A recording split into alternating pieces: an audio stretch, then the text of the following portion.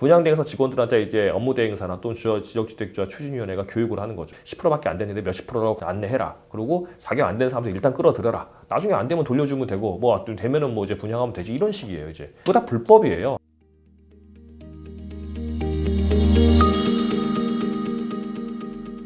안녕하십니까, 황동호 변호사입니다. 이번에는 지역주택주화 피해 사례에 대해서 구제 방법을 좀 말씀드리려고 하는데요. 일단 지역주택주화 피해 사례가 너무 많아요. 최근에 뭐 주택법 개정이 1, 2년 사이에 많이 돼가지고 제가 소개도 많이 시켜드렸는데 그래도 아직도 부족한 부분이 꽤 있고요. 신문 기사들도 이제 기자분들도 이제 이 지주택, 특히 서민들 대상으로 한 지주택 피해 사례가 많기 때문에 기사를 많이 쓰고 있습니다. 뭐 하나 더 제가 소개시켜드리면 완공률이 4% 남짓한 지역주택조합. 주택법이 개정됐지만 여전히 쏟아지는 피해 사례. 뭐 온통 부실이다. 뭐 무주택자 꿈을 짓밟는 지주택이다. 뭐 이렇게 나와 있는데요. 이 이데일리가 이제 1월 19일 날 이제 정동만 국민의힘 의원실 통해서 받은 서울시 자료에 의하면요. 2016년부터 현재까지 약 5년 정도 사이에 서울의 지역주택조합 사업장으로 확인된 곳이 모두 73곳이라고 합니다. 그런데 이 중에 실제 공사에 착수한 곳은 3곳에 불과하다고 합니다. 4%밖에 안 된다는 거죠.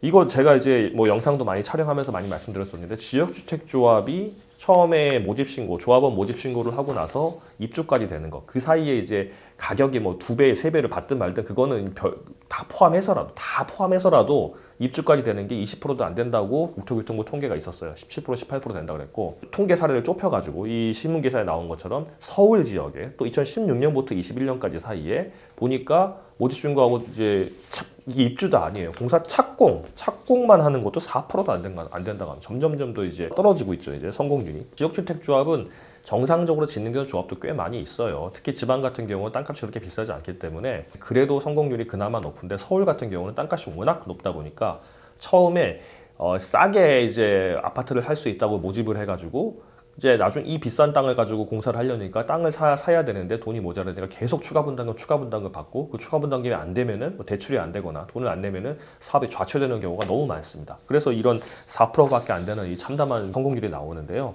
지역주택조합은 일단은 피해 사례를 먼저 보셔야 돼요. 지역주택조합 피해 조합이 처음에 가입할 때 내가 그 안내받았던 내용과 이제 다른 내용일 경우, 예를 들어서 뭐 토지 확보율이 70%다, 80%다 안내받았는데 알고 보니까 뭐 10%밖에 안 된다. 아니면 나는 뭐 18층을 분양받을 수 있다고 내 동호수까지 지정해서 갔는데 알고 보니까 이 조합은 모집 신고할 때 15층까지만 지을 수 있게 모집 신고를 했다든가. 아니면 나는 한 3,000세대 대단지인 줄 알고 가입을 했는데 알고 보니까 모집 신고할 때 한 700세대밖에 안 된다든가. 뭐 이런 처음에 내가 안내받던 내용과 반대로, 그러니까 뭐 아니면 의도적으로 했다면 사기고요. 의도적이지 않았다고 한다면 착오가 되겠죠. 이제 그런 내용으로 그 안내를 받았을 경우에는 사기로 인한 착오로 인한 취소를 해서 이제 가입 계약을 취소하고 돌려받을 수 있는 그렇게 진행하는 게 맞을 것 같고 또 일부러 이제 속였다고 한다면 이제 불법행위와 손해배상 청구를 해가지고 전액도 돌려받는 뭐 그런 제가 말씀드린 이 내용들은 저희 법인이 진행했던 사안들 중에 지역주택조 탈퇴하고 납입금 반환 청구한 사안 중에 다 저희가 승소한 사례를 말씀드린 겁니다. 그렇게 하는 게 있고요. 또 하나는 제가 최근에 제가 이제 명확히 아는 사례인데 저희 지금 실제 하고 있는 사례도 있습니다.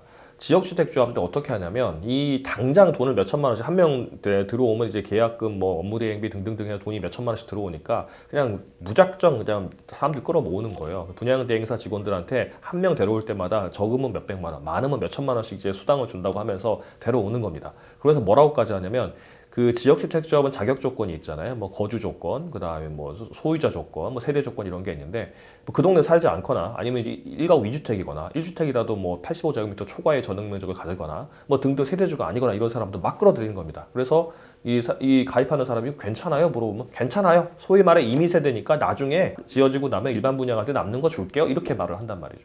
그거 다 불법이에요. 지역주택조합에서 임의세대라는 건 없습니다. 그런 건 없고요. 자기들이 한 명 빨리 끌어들이려고 돈을 만든 겁니다. 그래서 분양대행사 직원들한테 이제 업무대행사나 또는 지역주택조합 추진위원회가 교육을 하는 거죠. 자, 우리가 10%밖에 안 됐는데 몇십 프로라고 안내해라. 그리고 자격 안 되는 사람들 일단 끌어들여라. 나중에 안 되면 돌려주면 되고 뭐 되면은 뭐 이제 분양하면 되지 이런 식이에요. 이제 임의 세대는 나중에 아파트를 분양할 때는요. 나중에 분양할 때 미분양 세대가 30세대 미만일 때만 임의 분양을 할 수 있고 이상이 되면 다 청약을 하게 돼 있어요. 일반 공고해가지고. 근데 지금 나중에 미분양이 될지 안 될지 된다고 한다면 그게 30세대 이하일지 뭐 미만일지 이상일지 알 수가 없잖아요. 근데 지금 가서 이제 막 자격 안 돼도 일단 끌어들이는 겁니다. 그리고 나중에 해가지고 30세대가 넘어버렸네? 그러면 임의 분양 안 되니까 그럼 돈 돌려줄게요. 가세요. 이렇게 하고. 또 아니면 그 사이에 가다가 한참 잘 될 것 같으니까 통보를 해 나중에. 뭐라고 하냐면 당신 자격이 안 되지 않냐. 그러니까 제명 이렇게 하고 낸 돈 다 몰취하고 안 주겠다. 아니면 상당부분 몰취하고 한 조금만씩 안 주겠다. 이렇게 말을 해요.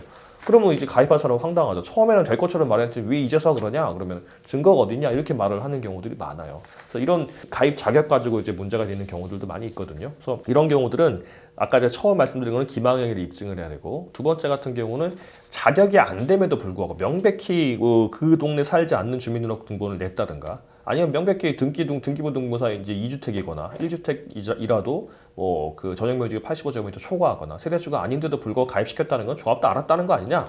그럼 조합도 알았으니까 불법행위 손해배상 청구를 해서 받는다든가 이렇게 진행을 할 수 있는 거거든요.